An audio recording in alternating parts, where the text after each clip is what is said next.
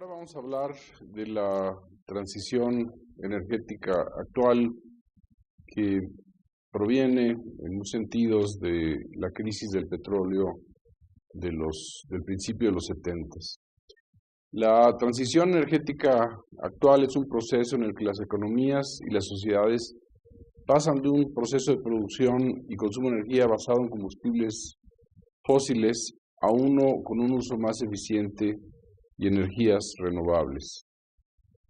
Y en ese sentido, cada país opera esa transición de acuerdo a sus recursos, costos, tecnología y preferencias sociales y limitaciones ambientales. Aquí pondría el ejemplo, por ejemplo, de Paraguay. Es un país que tiene recursos hídricos que se utilizan para generar casi el 100% de su electricidad. En ese sentido, Paraguay no es un país que se va a preocupar por descarbonizar su economía, en el caso de la electricidad. O el ejemplo de Islandia. Islandia es un país que tiene grandes recursos geotérmicos que utiliza para generar electricidad y para tener calor. También puede depender de un país que sea muy frío o muy caliente, que requiera recursos para calefacción o refrigeración. O en el caso de México, que es un país con recursos energéticos fósiles abundantes en el pasado, todavía existentes y que todavía juegan un papel en su economía. Entonces todo eso hace que las transiciones tengan sus matices de un país a otro.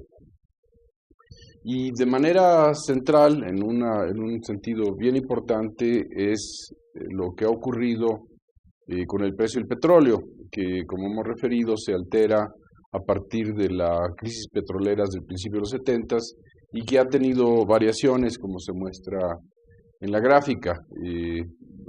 Ha habido tiempos de gran crecimiento de la crisis petrolera hacia principios de los 80, una etapa estable a lo largo de los 90 y a partir del año 2000 un incremento de nuevo de los precios internacionales del petróleo que ha subido y bajado un par de veces. Eso determina en buena medida el interés por las alternativas y ha empujado de manera fundamental la economía de estas alternativas al petróleo, ya sea para generar electricidad, para mover vehículos o para producir calor.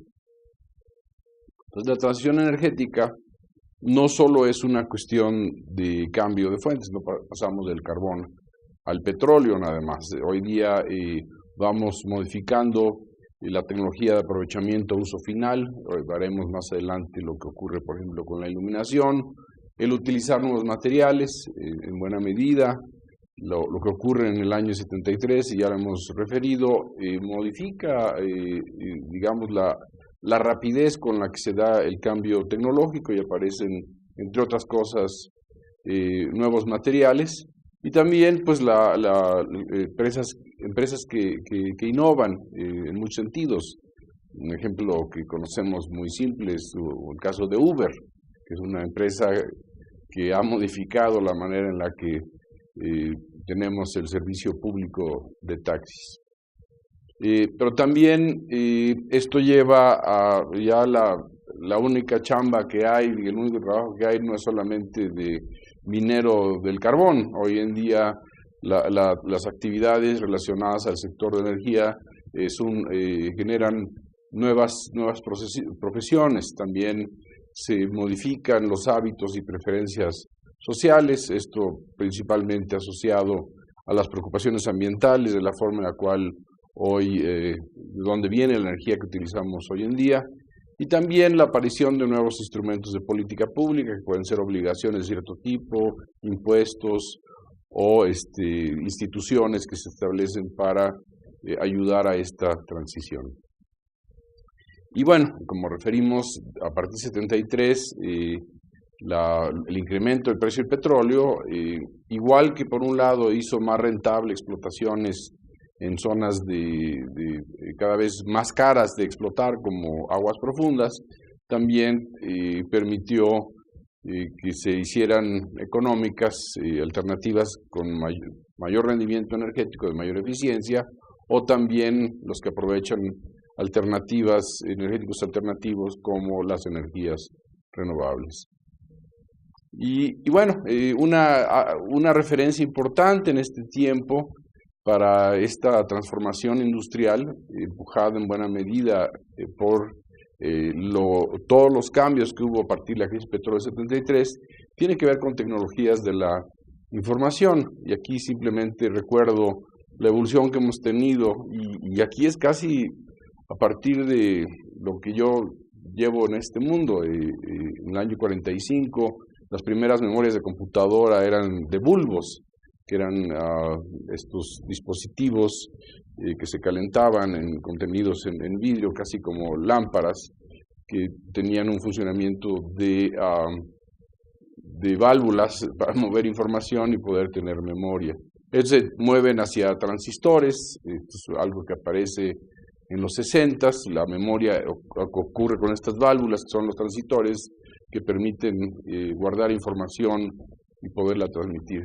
Que hacia principios del 70 aparecen los circuitos integrados y más recientemente ya lo que son los chips, que son elementos que en una sola pieza guardan mucha información. Y aquí podemos hasta inclusive acordarnos, algunos nos recordaremos, de las primeras memorias de las computadoras personales, que eran casi unos cuadros grandes con un disquete adentro. Luego hubo los disquetes que desaparecieron ya hacia finales de los 90, luego vinieron los CDs, los USBs, entonces toda una serie de dispositivos de memoria que hoy en día ocurre de alguna manera en la nube. Todo esto ha sido bien importante y sigue siendo importante hacia el futuro de cómo se utiliza la energía.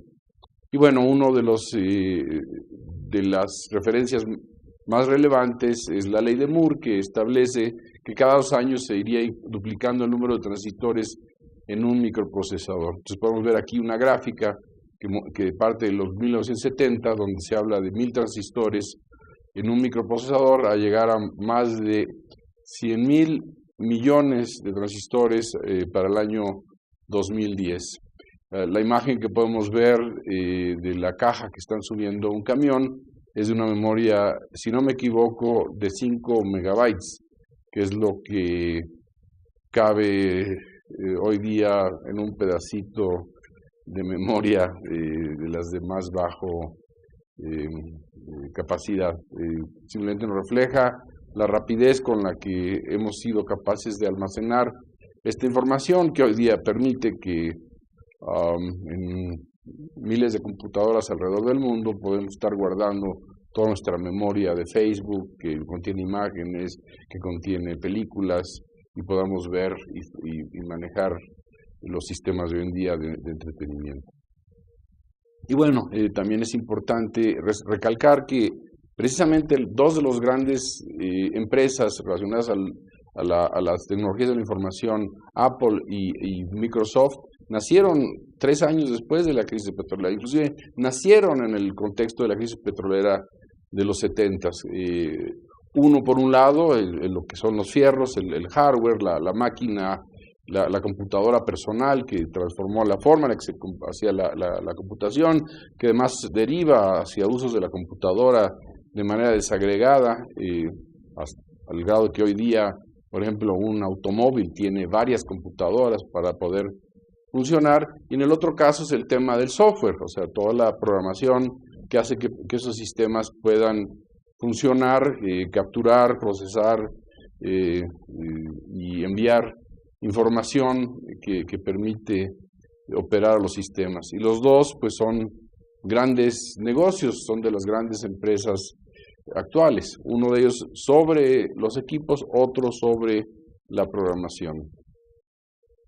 Y bueno, de manera general, la transición energética a partir del crecimiento de los precios del petróleo y en función de las preocupaciones ambientales, es fundamental también entender que especialmente de los 90 a la fecha, en estos compromisos que se han establecido a partir del protocolo de Kioto, la preocupación global sobre las emisiones de gas de efecto invernadero es importante, además de las preocupaciones económicas de los precios altos del petróleo. Entonces se definen 3 estrategias, uno son más eficiente en energía, otro orientado a un aprovechamiento de las energías renovables y otro orientado a energéticos de transición.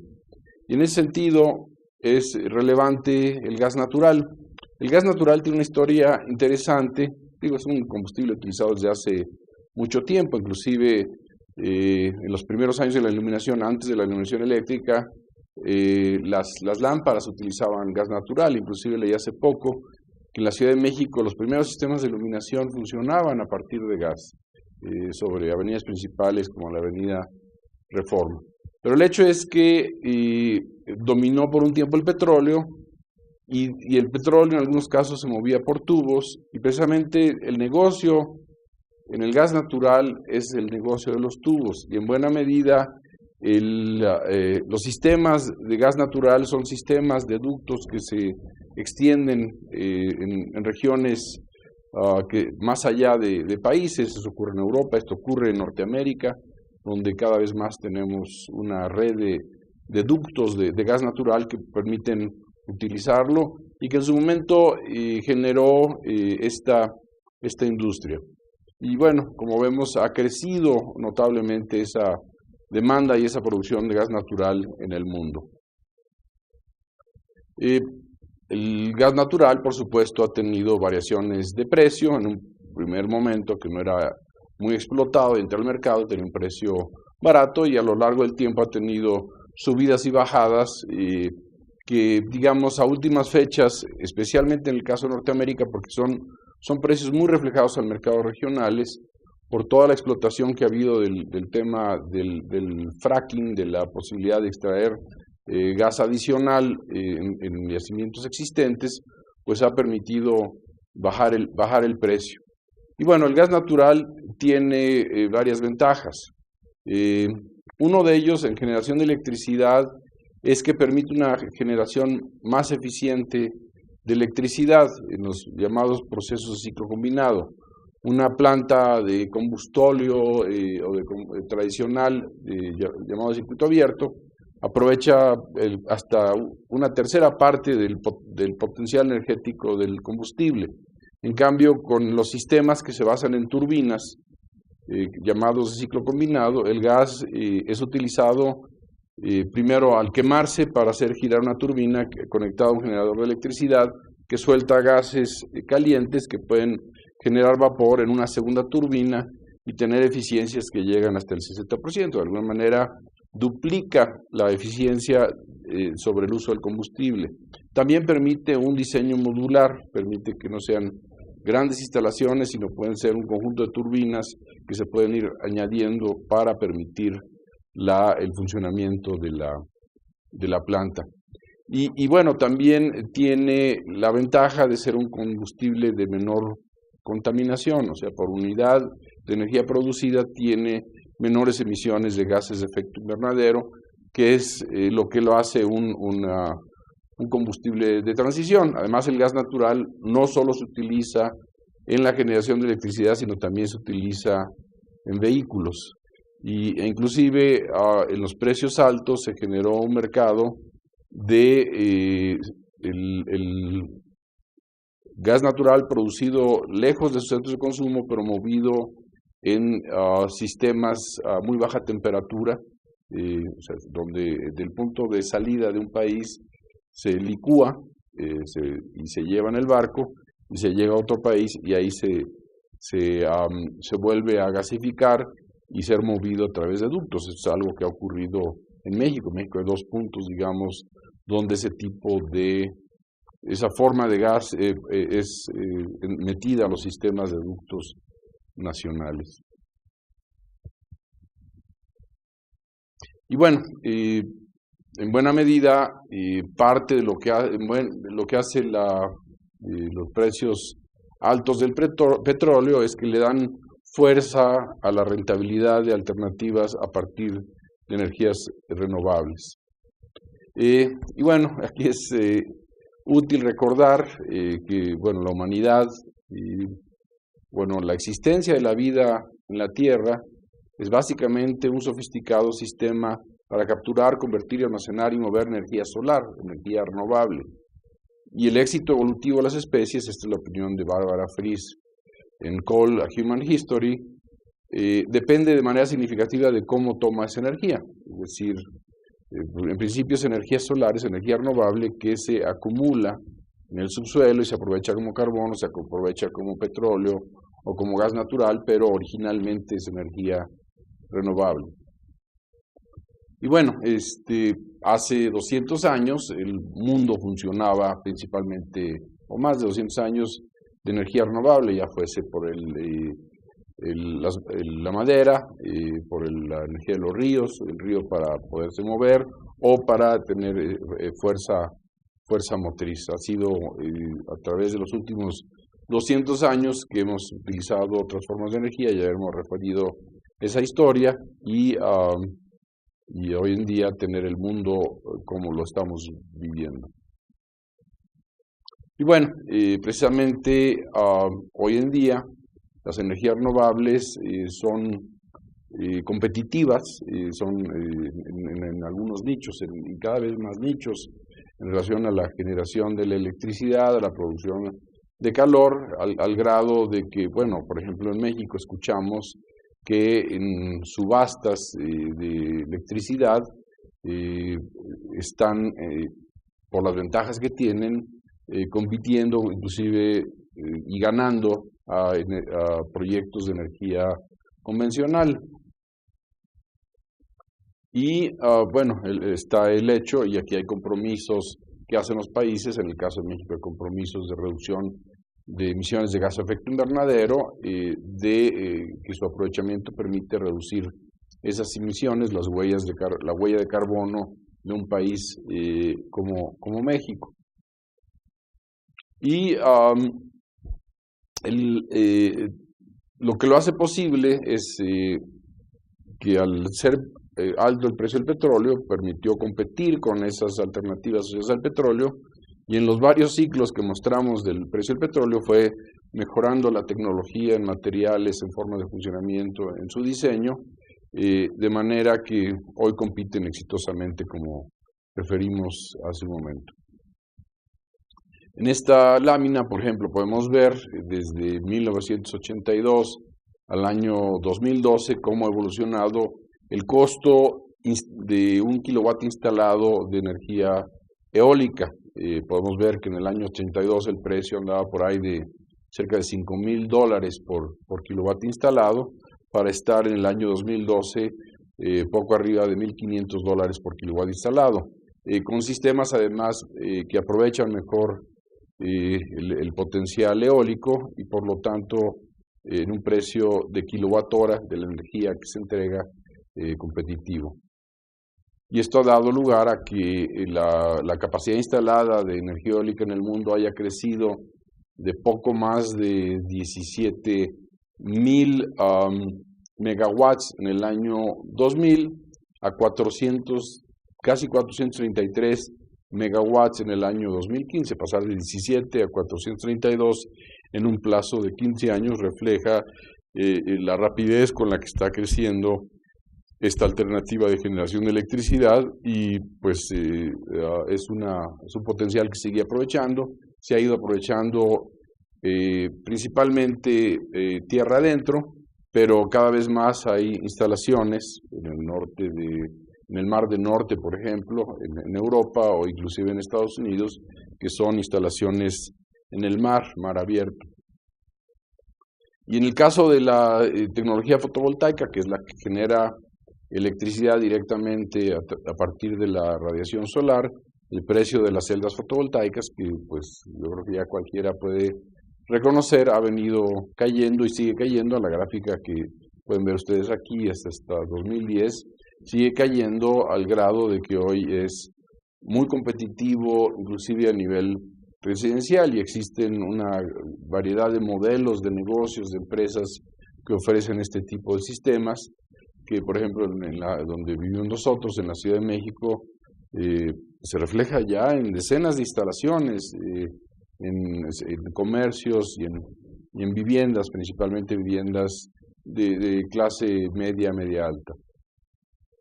Y bueno, una vez más, también aquí se refleja el crecimiento de la capacidad instalada de este tipo de sistemas. Aquí es mucho más dramático que los sistemas fotovoltaicos, porque relativo al año 2000, en estos últimos años, pues era casi nulo lo que se registraba como capacidad instalada de generación fotovoltaica para tener 120 gigawatts, miles de megawatts instalados en el mundo y además creciendo muy aceleradamente, además apoyados por este decrecimiento de precio que lo hace rentable para muchas aplicaciones. Hay quienes ven un futuro cercano donde pues básicamente va a ser más barato esa generación en la casa que cualquier otra cosa, y además está llevando a modelos de negocio. Muy recientemente la empresa Tesla sacó al mercado productos que son parte de la cubierta de una casa, que permiten generar energía eléctrica a partir de estas celdas fotovoltaicas integradas a los tejados de las casas. Hay un modelo precisamente de la empresa Tesla que incorpora también los almacenes de energía y además relacionado a los vehículos eléctricos, que es parte del negocio de esta empresa, y es una de las empresas que está imaginándose más el futuro, como lo vamos a referir más adelante.